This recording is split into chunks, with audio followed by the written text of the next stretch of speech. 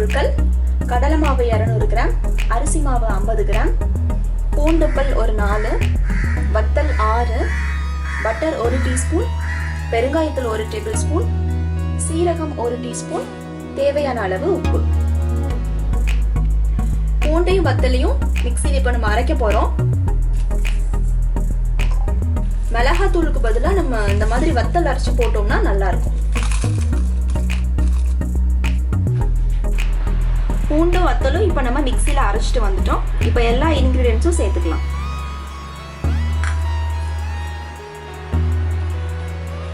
கடலை மாவு, அரிசி மாவு,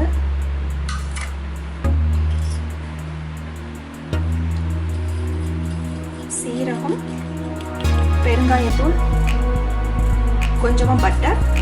எல்லாமே பட்டர் ஃபர்ஸ்ட் ஸ்டார்டிங்லேயே போட்டுருங்க. உப்பு தேவையான அளவு.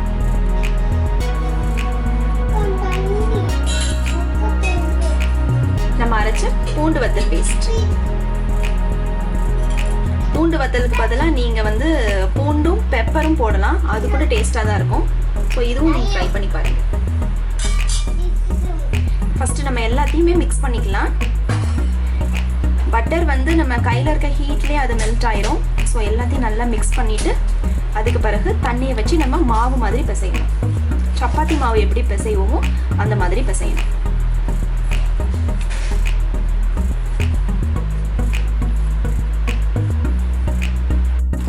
ஸோ இப்போ நம்ம நல்லா மிக்ஸ் பண்ணிட்டோம். கொஞ்சம் கொஞ்சமாக தண்ணி ஊற்றி நம்ம பிசைஞ்சிக்க போகிறோம். சப்பாத்தி மாவு மாதிரியே நல்லா பிசைஞ்சுக்கோங்க. இது கையில் கொஞ்சம் பிசு பிசுன்னு தான் ஒட்டும்.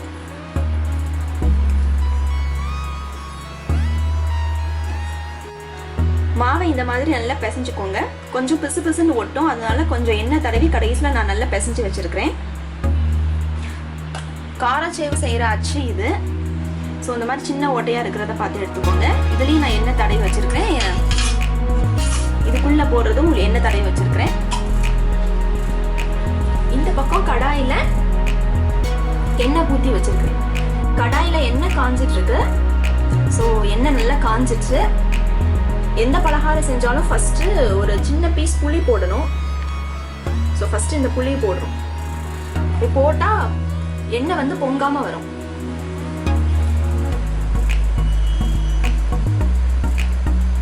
ஸோ புளி கொஞ்ச நேரம் பொரியட்டும்.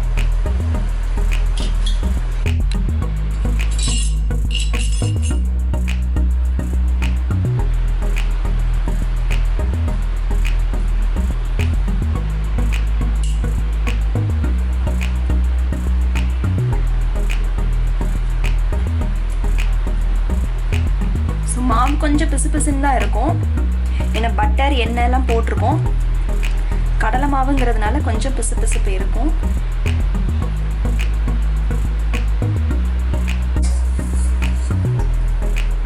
புளி நல்லா பொரிஞ்சிருச்சு.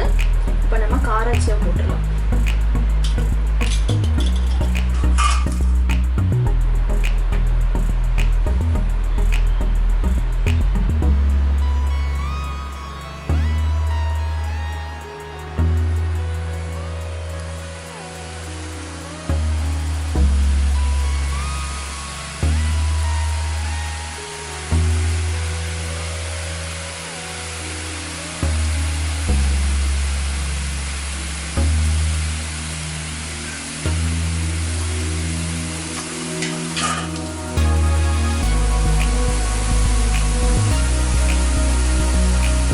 நிறைய பபிள்ஸா வருது. ஸோ சத்தம் அடங்கின உடனே நம்ம திருப்பி போட்டுடலாம். கொஞ்சம் பபிள்ஸ் எல்லாம் குறைஞ்சிருச்சு. இன்னும் நான் சீக்கிரத்துல இது ஃப்ரை பண்ணிடலாம். ரொம்ப டைம்லாம் எடுக்காது. ஈஸியா உங்களுக்கு வேலை முடிஞ்சிடும்.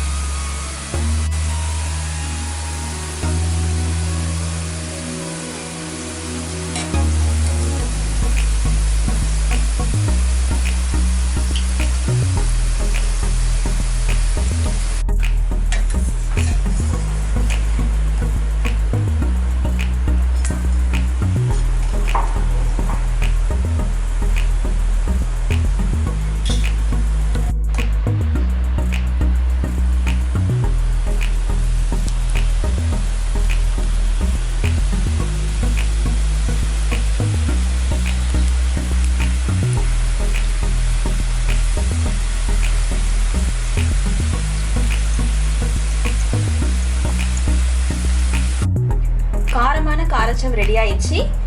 இதை உங்கள் வீட்டில் நீங்கள் ட்ரை பண்ணி பாருங்கள். நல்லா கிறிஸ்பியாக இருக்கும். இந்த வீடியோ உங்களுக்கு பிடிச்சிருந்ததுன்னா லைக் பண்ணுங்கள், ஷேர் பண்ணுங்கள், மறக்காமல் இந்த சேனலை சப்ஸ்கிரைப் பண்ணுங்கள். தேங்க்ஸ் ஃபார் வாட்சிங்.